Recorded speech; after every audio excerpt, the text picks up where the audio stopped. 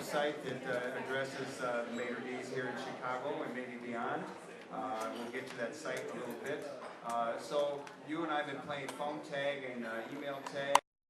Not yet Facebook tag, but talking about when we can tell you some stories about the Heartland, which is one of Chicago's long-lived restaurants. Mm-hmm. And we are looking forward to that. The reason, sometimes I draw a total blank. I can't remember anything that happened in the past. And Katie, I know, will have lots of stories when we do get together. But why don't you start off, Dan, and give us a little intro to your project and how you came to contact me and what it's all about.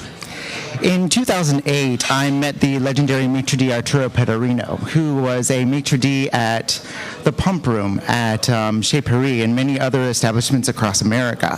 When he sat down in my station, he told me stories that absolutely blew my mind, stories about Frank Sinatra, about the Pump Room back in the heyday when all of the celebrities were walking along those streets. And as I was walking up to get a glass of wine for another customer, I was looking at his back because he was walking right in front of me, and all I could think was, when this 87-year-old man dies, all of these wonderful stories will go down with him.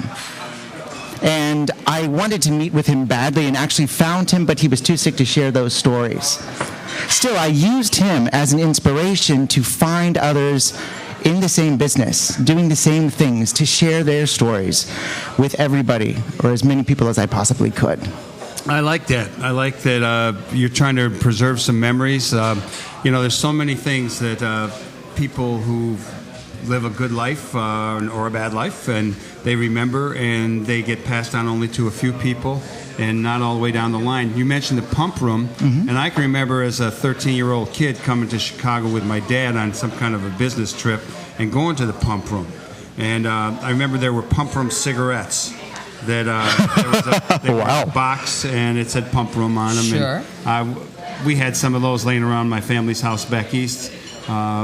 So I do remember the Pump Room and Mr. Kelly's, I think it was. Yeah, Mr. Kelly's was across the way. Mr. Kelly's, Mr. Kelly's, yeah. There were a bunch of places. Which was more of a music place than a restaurant. Mm-hmm. A very famous and wondrous music place. Mm-hmm. Well, where has this pursuit of maitre'ds and their stories taken you?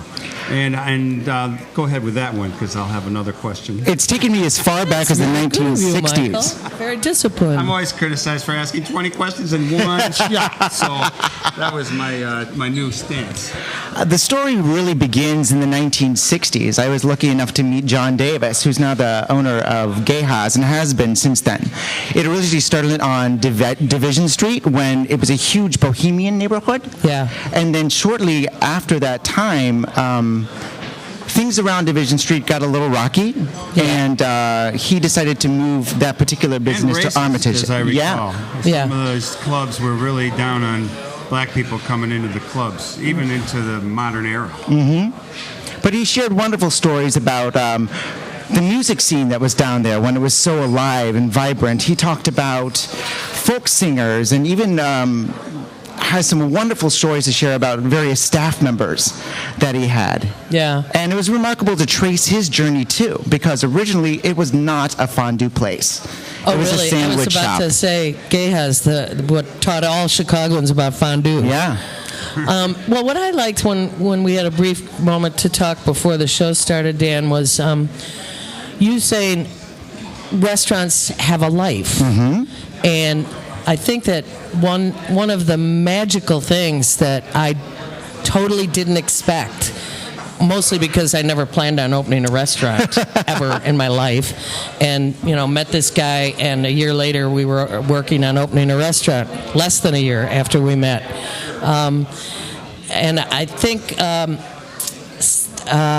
that what thrilled me the most was the joy that comes from nourishing people. Mm-hmm.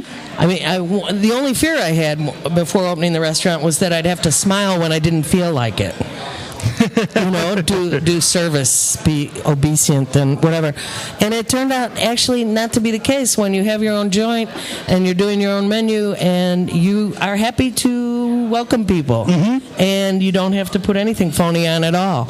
And the life, for example, the restaurant life of the Heartland has been interesting because in 1976, the menu that we introduced didn't exist. 35 years later, it's everywhere. Every menu has a decent salad or two. Every menu has a vegan or 3 offerings. Every menu has a vegetarian offering. No one did then. And a lot of people use local food and organic food. That's right. So there is a shift taking place, and The we're world glad has- that we could be a part of it, and hopefully that we'll be inspired to figure ways to keep, I wouldn't say on the cutting edge, but to keep being relevant. Yeah. And nourishing people and bringing them back. Cutting edge is okay too. And so I just went all the way around to me. I wanted to talk about you, Dan Tucker and Dan Hickey. Oh my Dan God, Tucker. old Dan Tucker! Holy a song. smokes! Sounds like a Yes, it song. is. Dan Hickey.